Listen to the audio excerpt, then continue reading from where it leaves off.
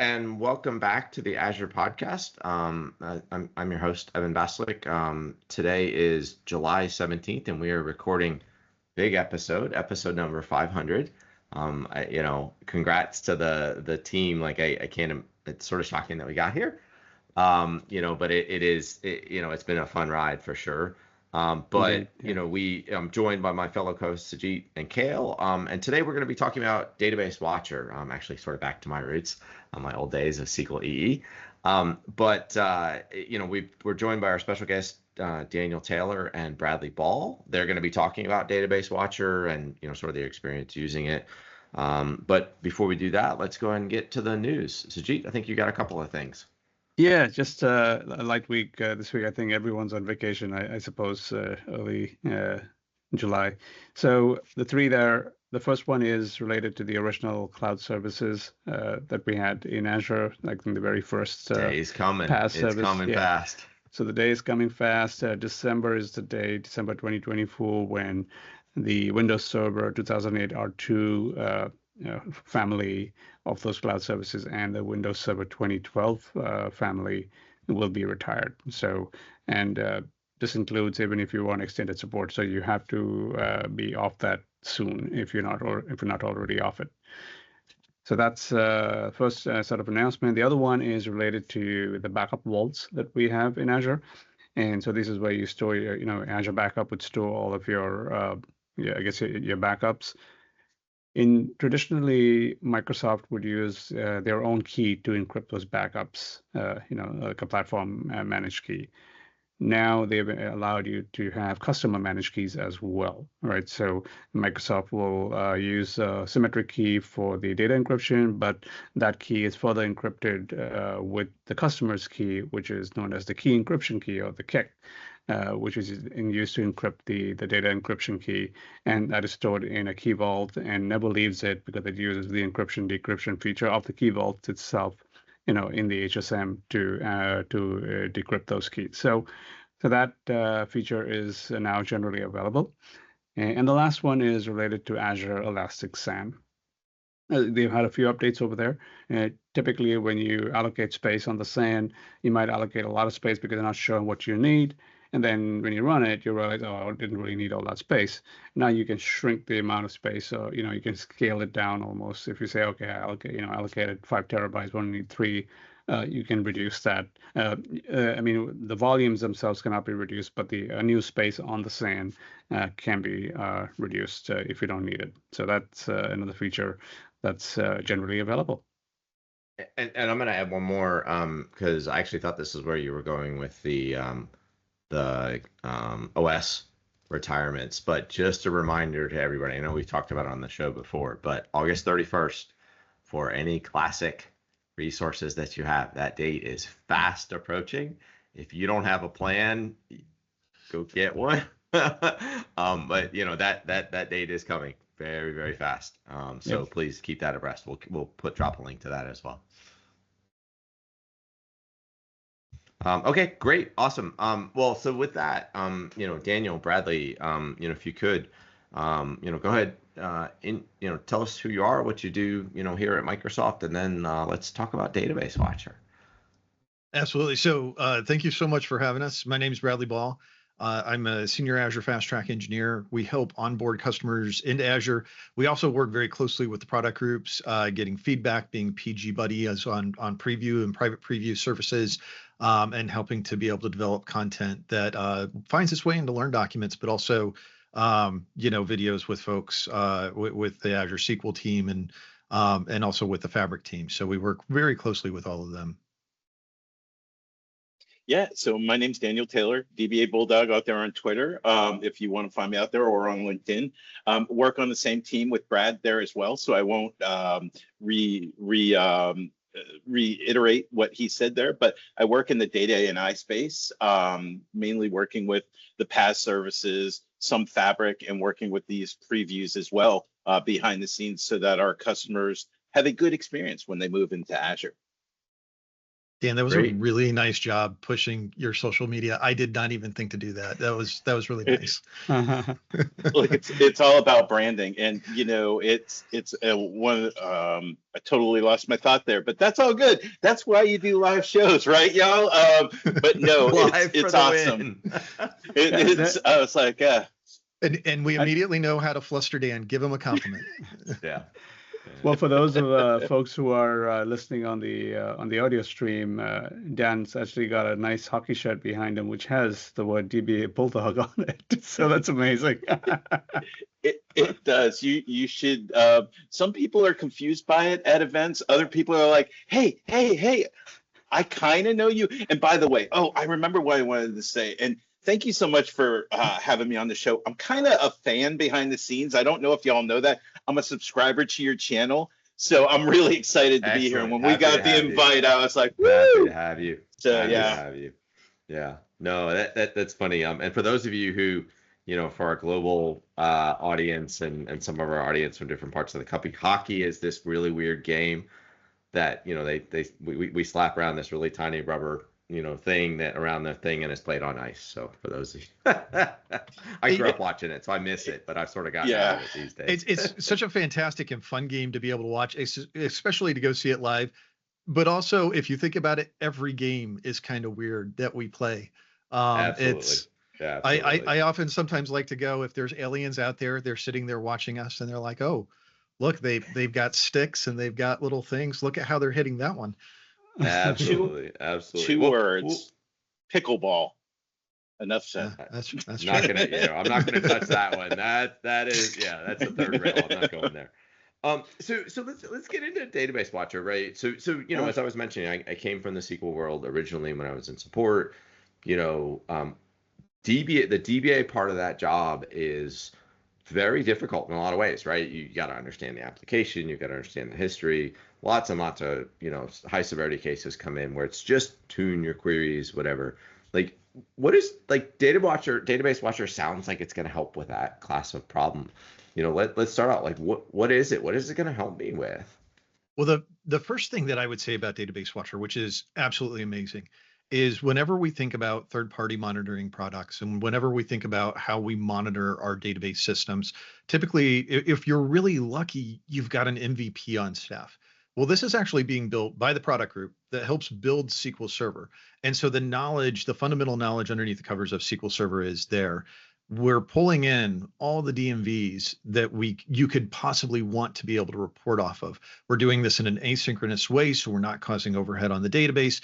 We're storing it in a low latency storage. We're using Cousteau, which goes by several names, right? Azure Data Explorer, the Event House, and Microsoft Fabric.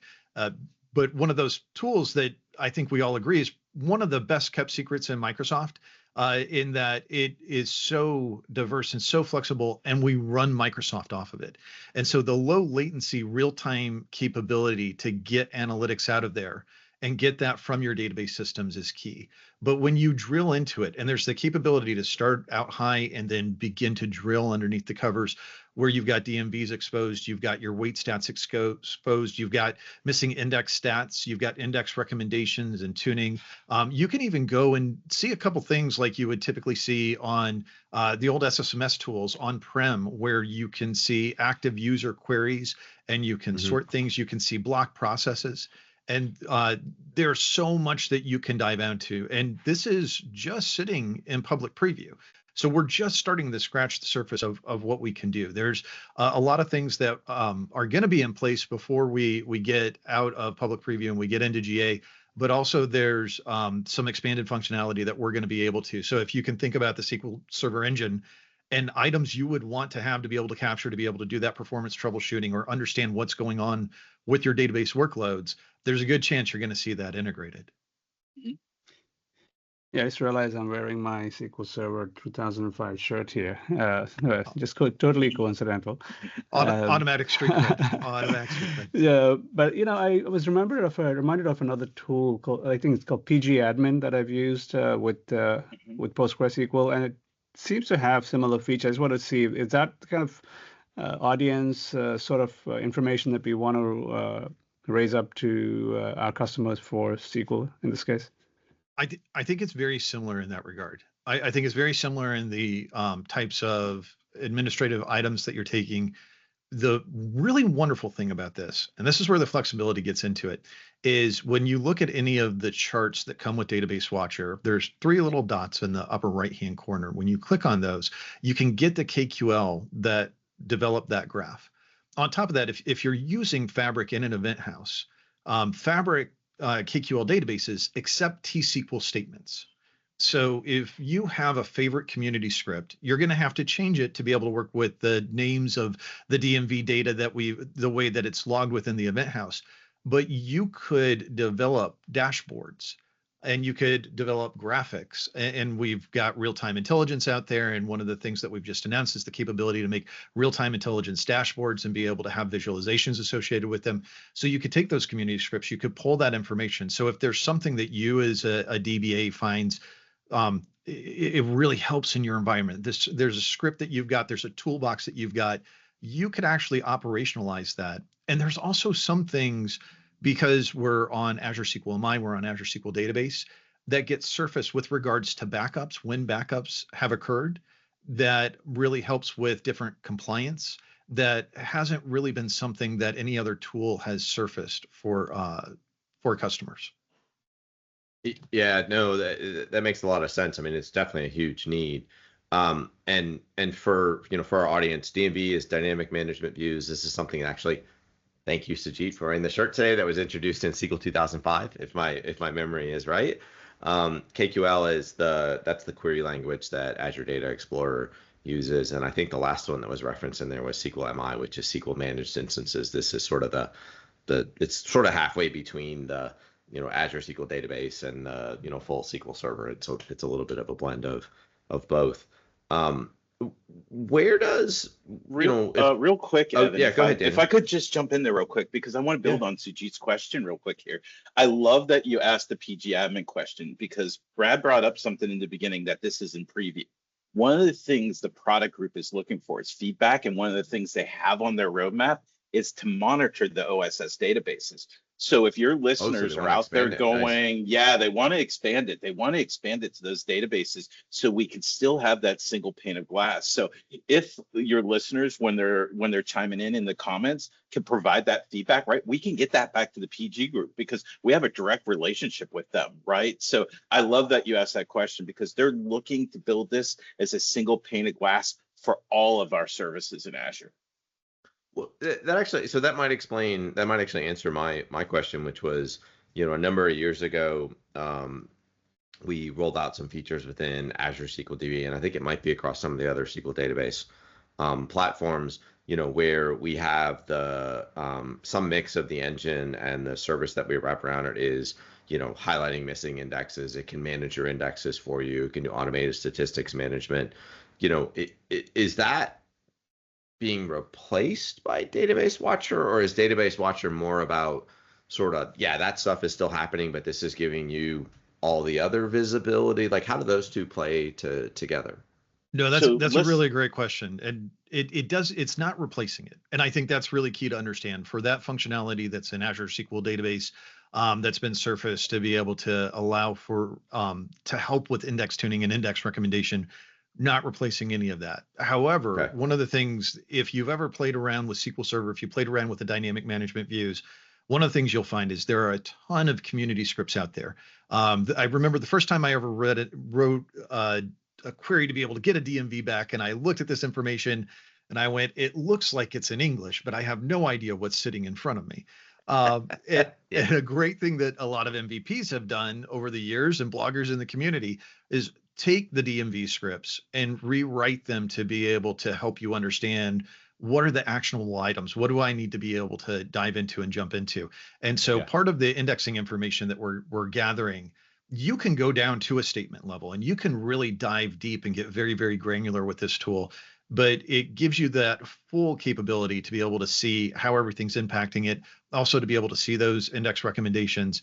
One of the best scripts I think that was ever out there from a community perspective, there's an MVP a while ago named Jason Straight. Jason's a great guy, wrote several books on indexing, and he had an SP index analysis that's still out on GitHub. And when you run it, one of the things it does is it says, here's all the pros and cons that you've got to your indexes. Well, any script like that is literally just pulling that information from DMVs that are already built within SQL Server. So it's completely possible for us to be able to take some of that information, parse it, bubble it up. It's not meant for it to deploy the index changes, but it's meant to give the DBA or the administrator the knowledge to be able to say, here's what I should actually apply to my database. Makes sense. Makes sense. Yeah, and following on with that, maybe you could expand, and this is maybe a basic question, but like somebody who's looking at this and saying, how should I use Database Watcher? You guys have been mentioning things like missing indexes and things like that that potentially could come up. But should I think about this tool as something like, hey, I turn this on, and if I have an e-commerce website or something like that that's using this database, all of a sudden the site slows down and they think it's a database problem. Is this a tool to say real time I can come in and start looking at stuff? Or is it more like, no, this is like for your meetings afterwards to say, how can we optimize? Oh, we missed some indexes here, or we did this thing, that kind of stuff. So how should people think about that, So we get a best of both worlds approach there to answer your question. The question is why should I use this? Do I get real-time analytics, right? Do I get real-time intelligence, real-time monitoring? And do I have historical that I can go back and look at, right? We get both. So that's the beauty of the dashboard. You'll drill into your dashboard and you'll see your, if you can picture this on your screen, you're going to see your Azure SQL DBs, you're going to see your Elastic pools, and you're going to see your SQL Managed Instances. Right now, those are the three things you see on your screen. When you drill into that, your first thing you're going to see your CPU usage, your IOs, your memory usage. Then you can drill in, and as you further drill in there, you're going to have a grid chart or a bar chart. You're going to drill in, and that's going to give you those real-time statistics from query performance to build on what you were saying, Evan, in missing indexes. So you're going to be able to drill into that. But let's say we're all hiking, right? I love the mountains. I want to get out in America, right? I love hiking in the Smoky Mountains. I also love playing video games on the weekend.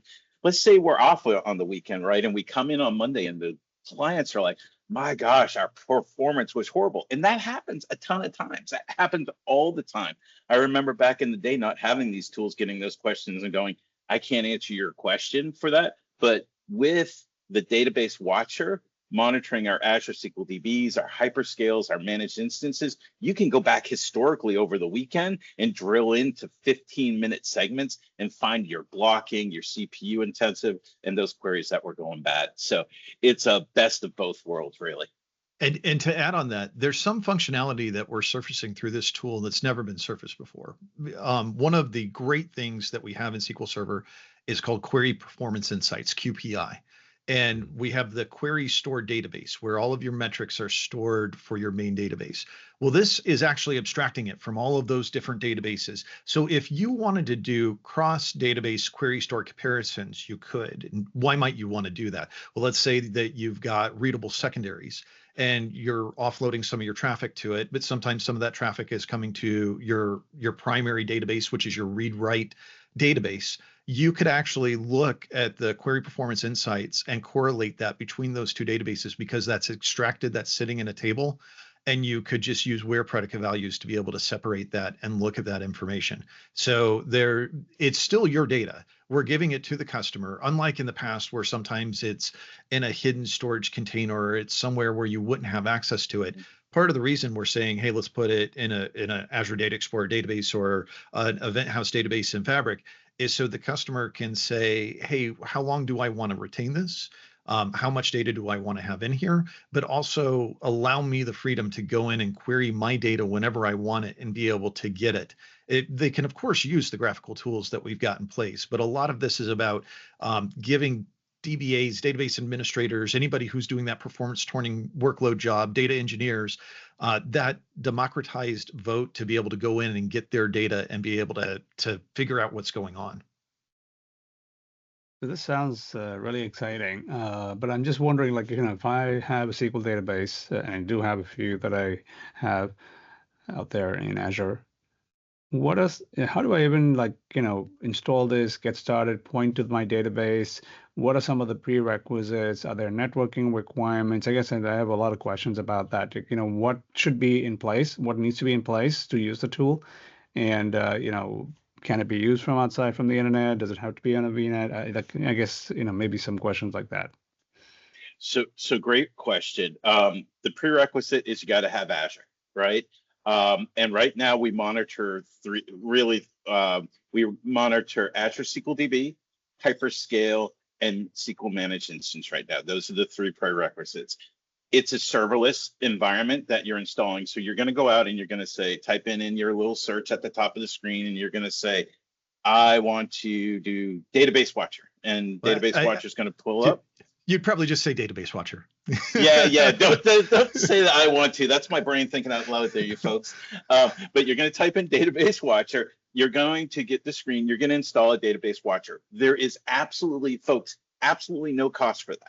When you install a Database Watcher, that's the first prereq, right? When you get that installed, you can do your SQL connectors and all that, but we'll talk about that here in a second. So you get the Database Watcher. Then when you start talking about our SQL connectors, which are our Azure SQL DBs, our Hyperscale, and our Managed Instance and Elastic pools, you're going to set those up through an endpoint. And when you send those endpoints up, you have 2 ways to do it. You can go over the open internet, which some people still do, or this is the best thing, you can use private endpoints. And you will set up the private endpoint from your Database Watcher to your Azure SQL DB and so on and so forth. So there are no VNets or that right now that you need to be concerned about. I hope as the product grows, it grows into other services, which we'll talk about maybe during this call.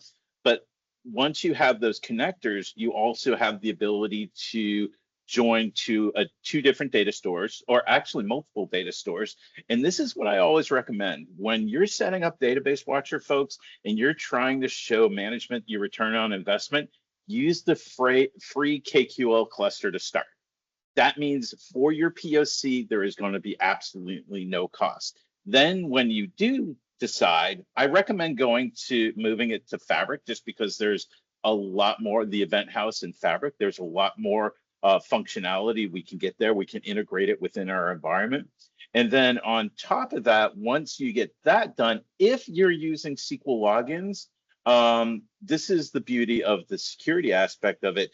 If you're using SQL logins, you have to put those into the Key Vault, and then it extracts those through the Key Vault over an encrypted connection, especially since you're going to be using private endpoints. And that's something also I recommend to folks if you don't use a Key Vault private endpoint, you have to open up your Key Vault to the public, and that's a no-no, folks. You want to keep that over a private connection. So there aren't a lot of prerequisites, right? You need to have the Database Watcher.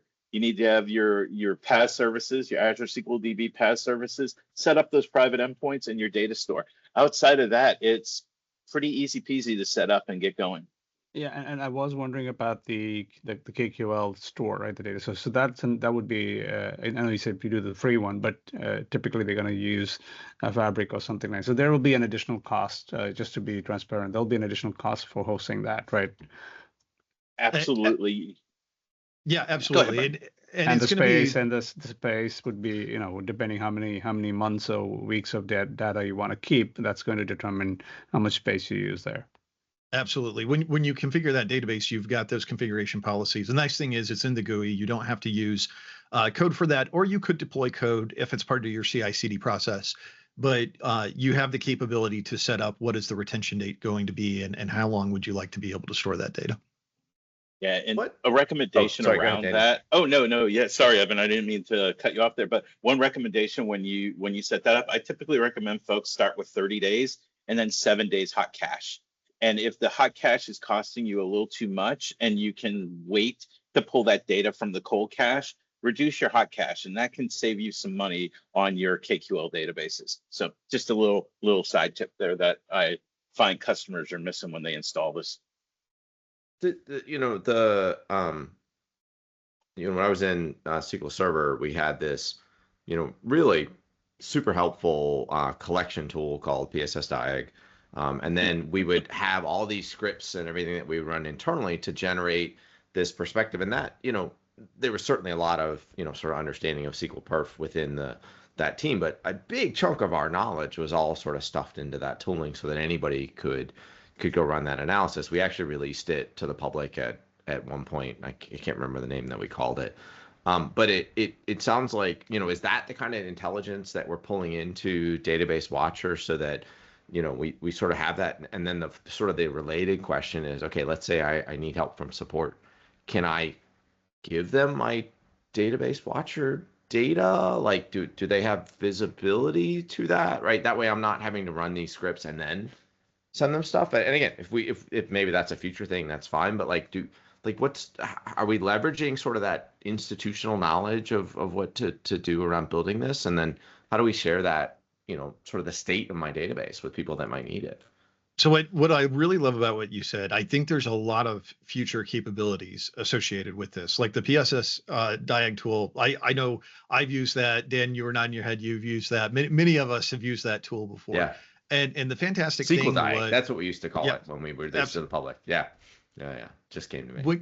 When you would pull in all that information and then you run it, the great thing is it would produce reports and say, here's where your hotspot is. Right. That is part of what these reports currently do. Okay, great. Which is absolutely wonderful. But there's probably the capability to, again, because this is so open, because if you don't want to learn how to write KQL queries, if you're doing this in Fabric, you could just write T-SQL queries against the Event House database. There's a lot of capabilities we believe to be able to expand what the functionality of this is going to be in the future. It's just, it's so new. It's one of those things where, sometimes it takes a little bit of time for people to get their eyes on it. But I feel like as that happens, you're going to find people build processes and tools around this because the data collection is so easy and it is so robust for us to be able to get it. Makes sense. And yeah, it makes total sense. I do see this being a support, a benefit for when folks open support cases, right? Not that support's going to dig in to their data for them, but with PSS Diag, right, we would ask many times for them to run that. We would run it through Kendall Van Dyke's Power BI report. I can't remember what that was called, but it was a real nice visual, right? Yeah. I mean, I loved using those tools, and we could provide them the support. Well, now when a client says, look, my Azure SQL DB ran really poor this weekend, and they open up a case, it not only gives the CSS folks the ability to quickly dive in, but they can open up an additional support ticket to get like a CSA involved or a CE involved that can come in and help them. So it's definitely something. I think PSS Diag was great. I think this is PSS Diag on steroids because we get our constant, we get our historical, we get our real time. So it's like, man, I'm reminiscing about PSS Diag. It always used to suck of like, oh, you weren't running PSS Diag when your problem happened again. I can help you when it happens again.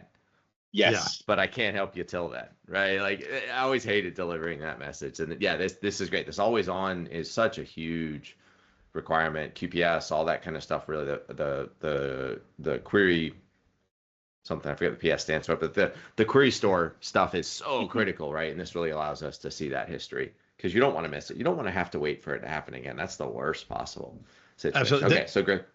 The best testimonial I can give for this when we talk about customer troubleshooting is Dan was working with a customer, and I'm going to brag on you here for a second, Dan. I didn't know if you were going to pull this out, but I wanted to make sure it was said. Dan was working with a customer. He told them about this. They were having a performance issue. They turned it on, and they found and corrected and fixed their performance issue. Yeah, exactly. That was it. I was like, done. Yeah. Look, look, if you can do my job for me, I am happy to take more vacation. Yeah, and look, we have enough. We know Microsoft has a lot of clients, right? And we just can't get to them all. This allows us to touch and get.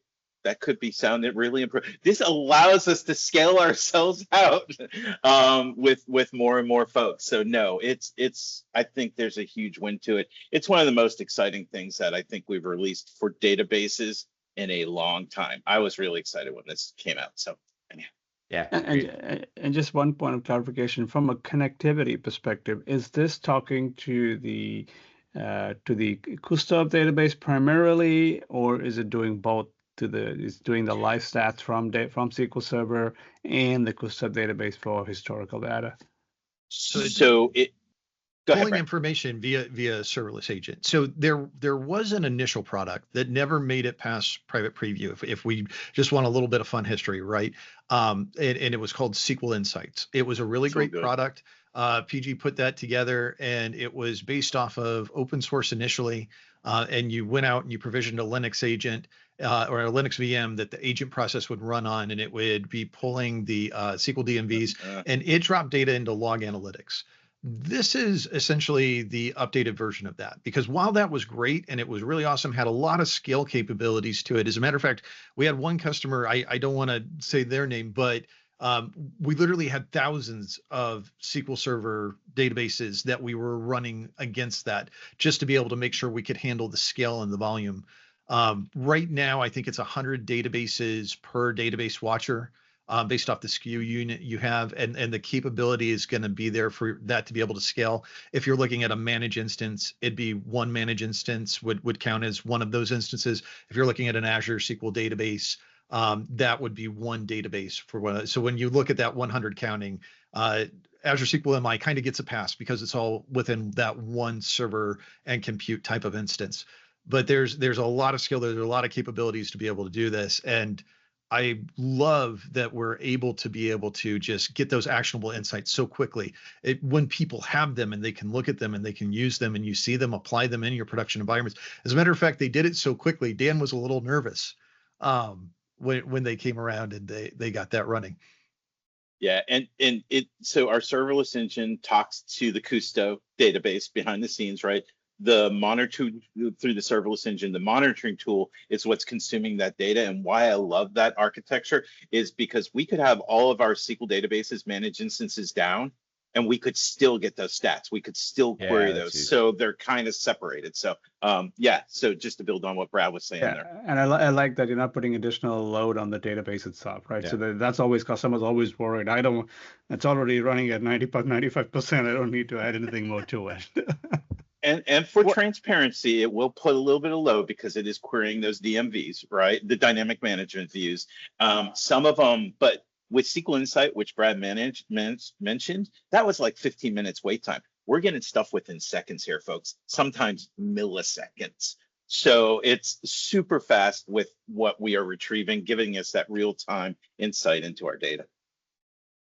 Yeah, one last question I had, and this goes on to something you said, Brad, about like, some of the previous generation tools and things that were used here it was a little bit like Egyptian hieroglyphics, what came back there, and you had to be like some guru to even understand what's going on there. I'm curious, like, does this help in that respect, right? It's a conduit to get this performance data and things like that primarily that you're getting there, but does it help on that side, or it's like, well, you still need to be kind of a DBA to understand what's going on here, kind of thing?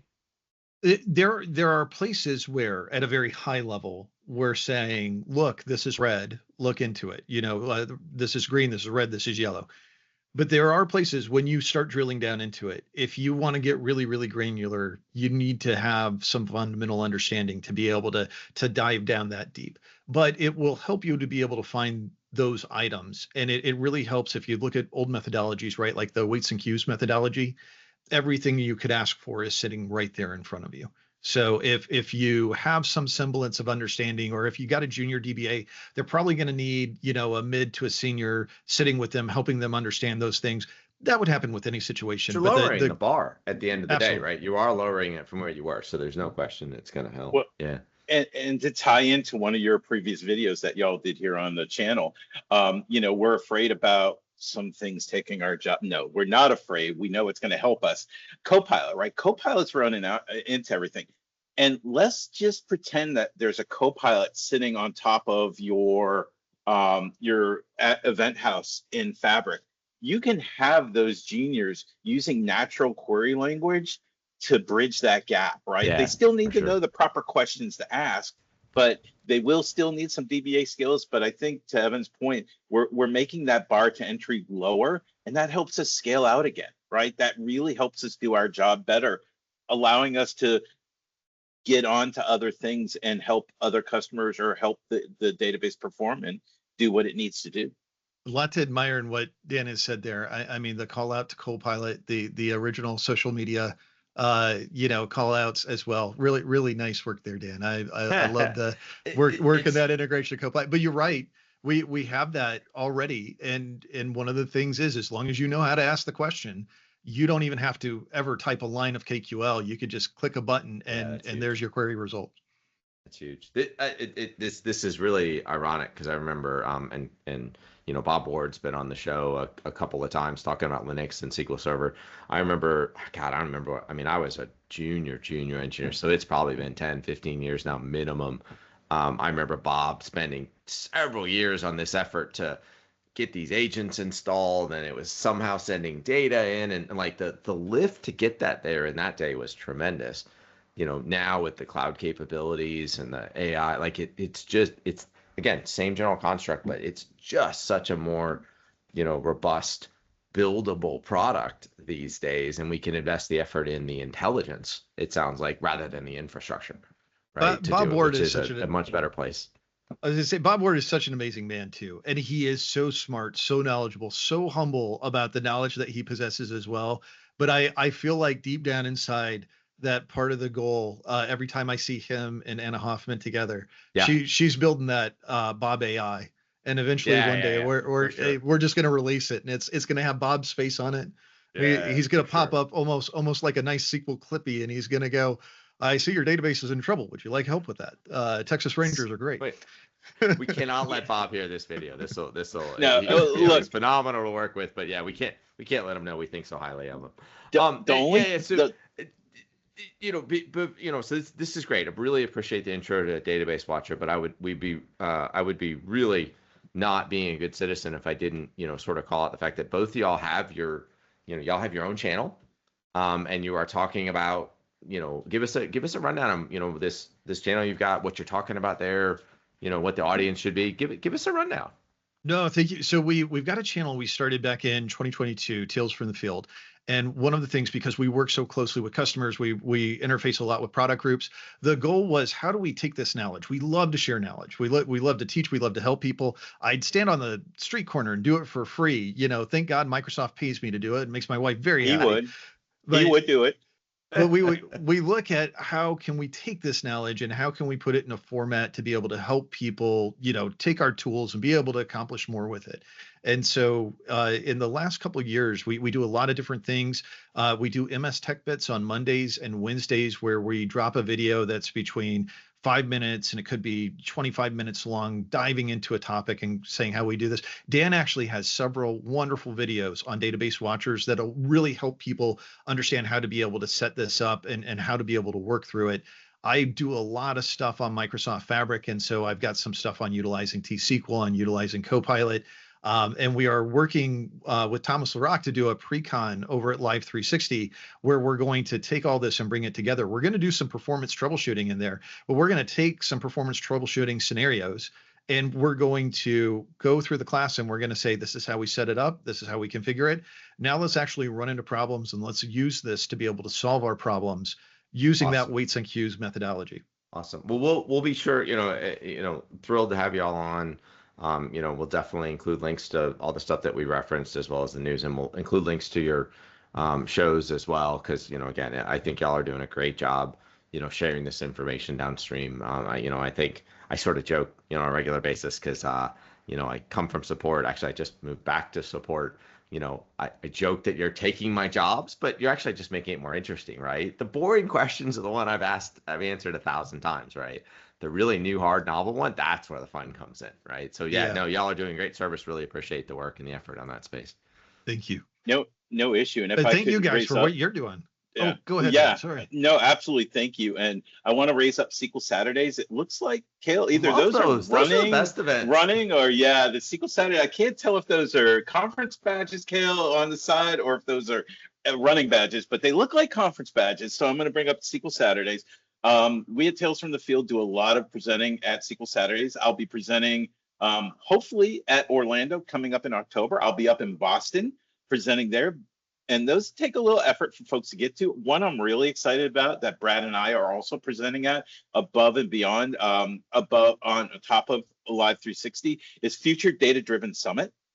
It's a free online event for everybody. Great training, great events there. Definitely recommend people check those out. We're going to be talking about those, and we're going to be sharing some very unique things that you may want to come and see that aren't in the videos yet. Nice job. I like that, Daniel. I like what you did. Okay, well, great. Y'all, thanks for coming back on. We'll look to stay in touch with y'all and have you back on in the future as well. But really appreciate you coming on and talking about Database Watcher. Thank you for having us, gentlemen. Wonderful Awesome. to meet Thanks, you. folks. Thanks. Bye now. Thank you.